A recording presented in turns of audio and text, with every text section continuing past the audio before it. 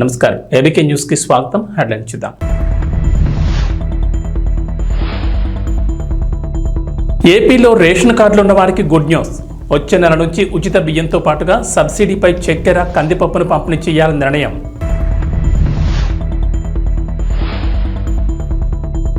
తెలంగాణ రైతులకు రేవంత్ రెడ్డి సర్కార్ శుభవార్త. రుణమాఫీ అమలుకు ముహూర్తం ఫిక్స్. బీజేపీలో విలీనం వార్తలపై బీఆర్ఎస్ స్పందించాలి. కేసీఆర్ స్పష్టతనివ్వాలంటున్న అసదుద్దీన్ ఓవైసీ.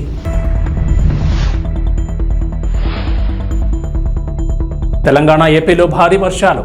పలు జిల్లాలను హెచ్చరించిన వాతావరణ శాఖ. ఆంధ్రప్రదేశ్లో రేషన్ కార్డులు ఉన్న వారికి ప్రభుత్వం తీపి కబురు చెప్పింది. వచ్చే నెల నుంచి ఉచిత బియ్యంతో పాటుగా సబ్సిడీపై చక్కెర, కందిపప్పును కూడా పంపిణీ చేయాలని నిర్ణయం తీసుకున్నారు. రాష్ట్రంలో బహిరంగ మార్కెట్లో నిత్యావసర సరుకుల ధరలు పెరగడంతో పేదలకు ఉపశమనం కలిగించేందుకు ఈ నిర్ణయం తీసుకున్నారు.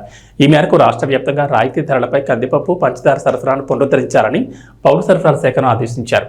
అయితే ప్రభుత్వం ఆగస్టు నుంచి అక్టోబర్ వరకు 3 నెలలకు సరిపోయేలా నిత్యావసరాలను పంపిణీ చేయనుంది.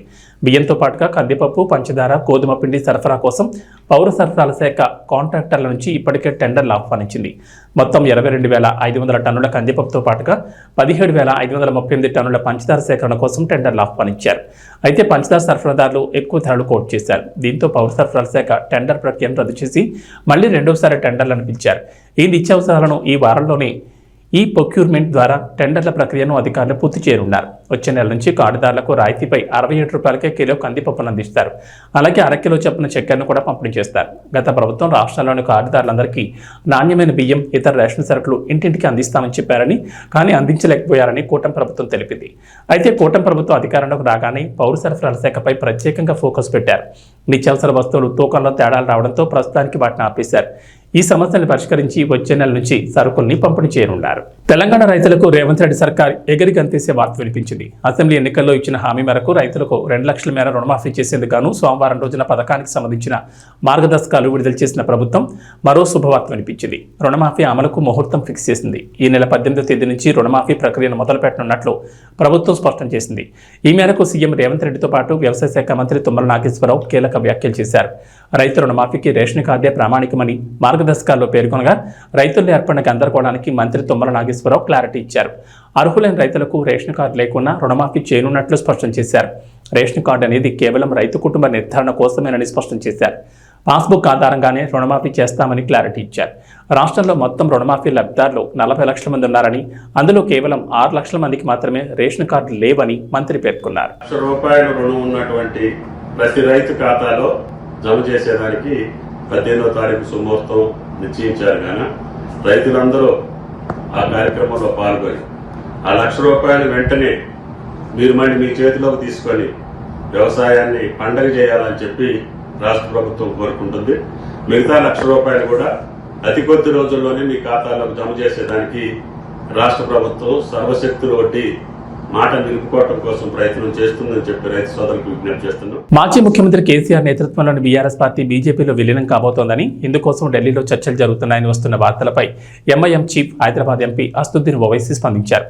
ఈ విషయం గురించి తనకు కూడా పూర్తిగా తెలియదని, పత్రికల్లో వార్తలు మాత్రమే చదివాలని చెప్పారు. విలీనం వార్తలపై కేసీఆర్ స్పష్టతనివ్వాలని కోరారు.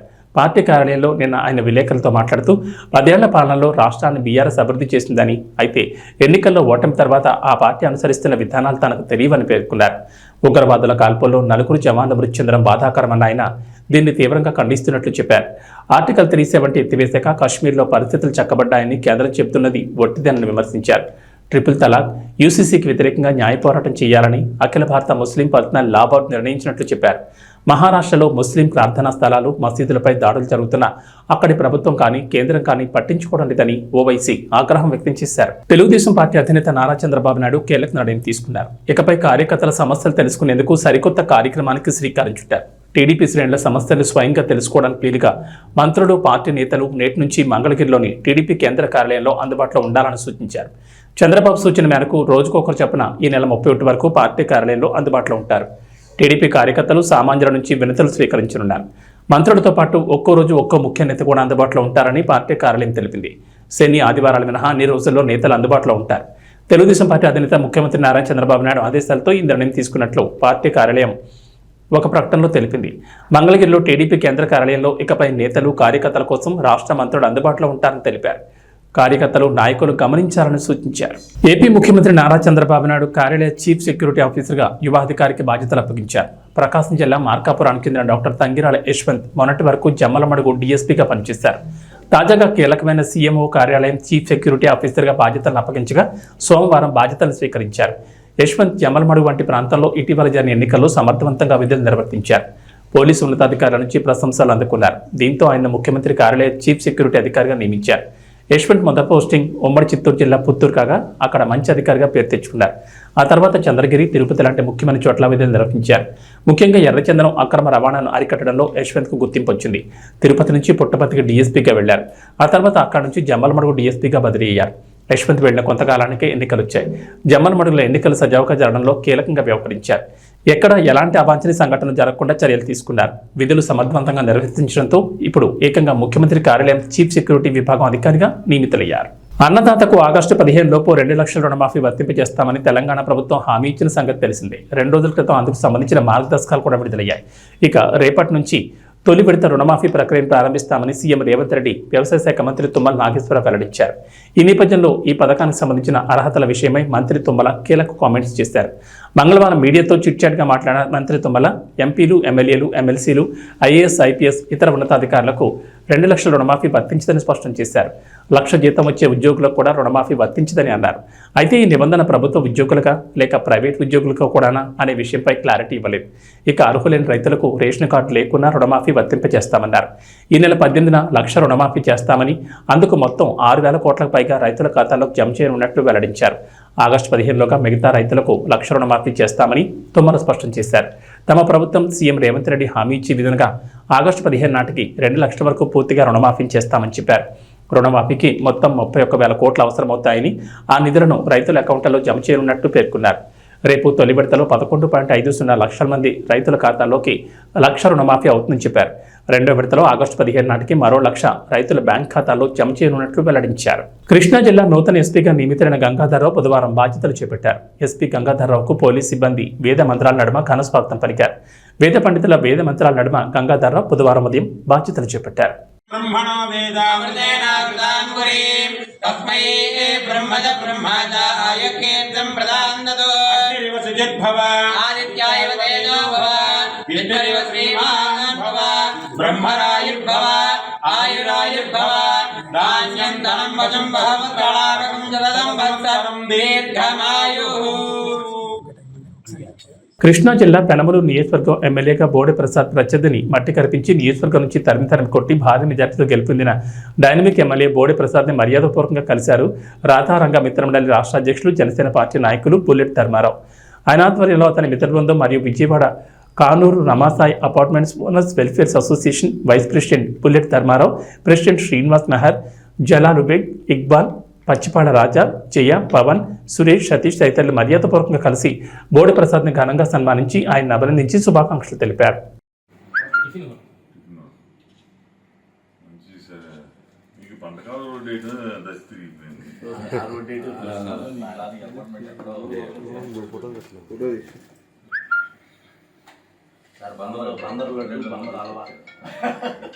కావాలని బందరాలో బందరు ప్రత్యేకంగా తీసుకొచ్చారు.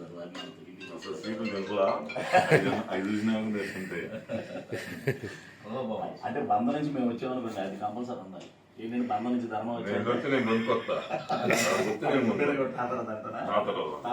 ఏలూరు జిల్లా చాట్రాయి మండలం మంకులు గ్రామంలో టీడీపీ నాయకత్వంలో గృహ నిర్మాణ శాఖ మంత్రి పులుసు పార్థసారథి ఆధ్వర్యంలో ప్రతి గ్రామంలోనూ వర్షాల కారణంగా అనేక మందికి అనేక రకాలైన రోగాలు రావడం వల్ల ప్రతి బజార్లను లోకల్ నాయకుల ద్వారా బ్లెస్సింగ్ మరియు శానిటైజర్ చేస్తూ ప్రతి వారికి అవగాహన కల్పిస్తూ సూచించారు. ఈ కార్యక్రమంలో పలువురు పాల్గొన్నారు.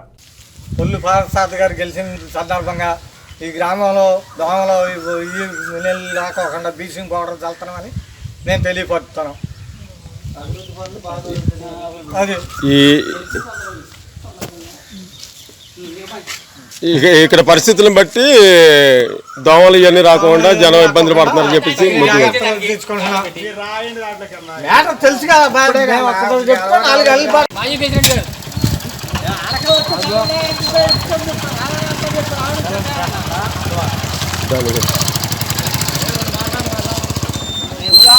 ఇప్పుడు దాకా మాట్లాడే కదా. గంగరాజ ఫోన్ పెట్టి కాసేపు రాండి అన్నగారు రండి సత్యబాబు గారు రండి సైడ్ అవుట్ ఉంచండి అది వ్యాన్ కనపడి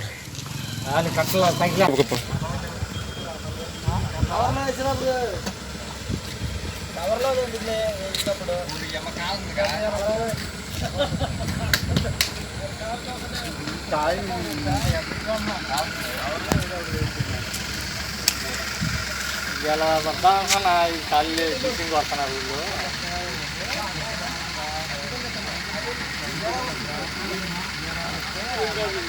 ఎంత అయిపోయినా చూసుకోండి కాపాడతాను.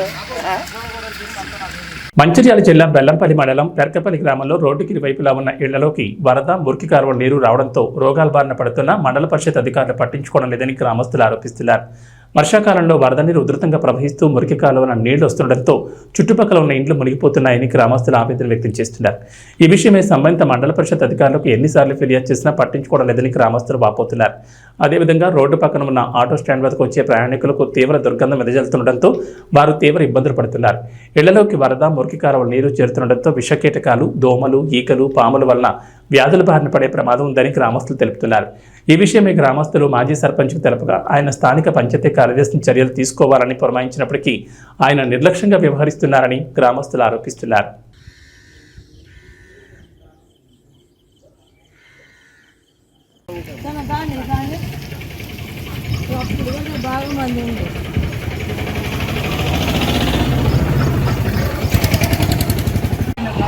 పెద్దగా నిండింది చూడండి.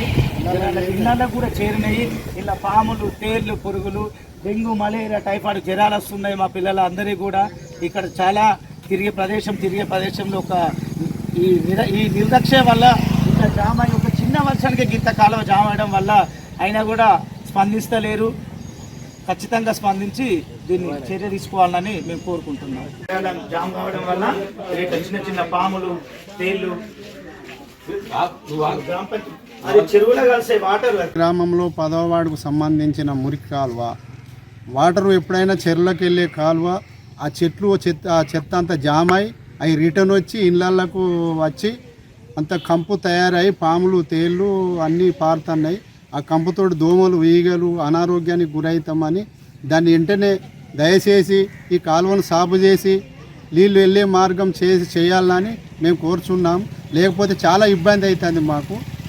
దీనివల్ల రోగాలు అన్నీ తయారవుతాయి. పాములు, తేళ్ళు ఈ భయానికే ఈ రోడ్డు పొండి నడవలేకపోతున్నాం. దీన్ని దయచేసి పై అధికారులైనా ఎవరైనా దీన్ని సాగు చేసి వెంటనే చేయాలని నా మనవి.